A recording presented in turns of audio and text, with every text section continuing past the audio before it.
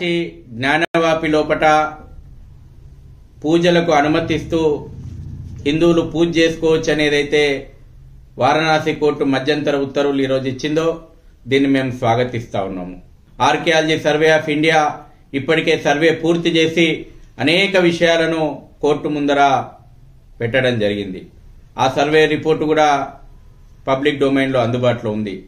దేవీ దేవతల విగ్రహాలు లభ్యమైనవి, శివుడు లభ్యమైండు, అనేక రకాలైనటువంటి శాసనాలు లభ్యమైనవి. అది కాశీ అని దాని యొక్క చరిత్రకు సంబంధించినటువంటి శాసనాలు లభ్యమైనవి.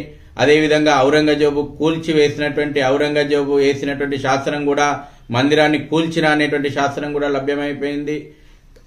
అన్ని సాక్ష్యాధారాలు ఈరోజు కోర్టు ముందర ఉన్నాయి. ఖచ్చితంగా తుది తీర్పు హిందువుల పక్షాన వస్తుంది. జ్ఞానవాపి మసీదు కాదు, అది జ్ఞానవాపి అనేటువంటిది భవ్యమైనటువంటి మందిరము. దాని కింద సెల్లార్లున్నాయి. ఆ సెల్లార్లలో పుట్టినటువంటి దేవీ దేవతల విగ్రహాలు ఇప్పటికి కేవలం ఒక 3 సెల్లార్లు మాత్రమే పరిశోధన జరిపినరు. ఇంకా ఒక 10 సెల్లార్ల లోపల పరిశోధన జరపాల్సినటువంటి అవసరం ఉంది. భవ్యమైనటువంటి దివ్యమైనటువంటి కాశీ విశ్వనాథుని మందిరము పునర్నిర్మాణం జరిగి తీరుతుంది. తుది తీర్పు ఖచ్చితంగా హిందువుల పక్షాన ఉంటది. దేశం కూడా ఆశిస్తుంది.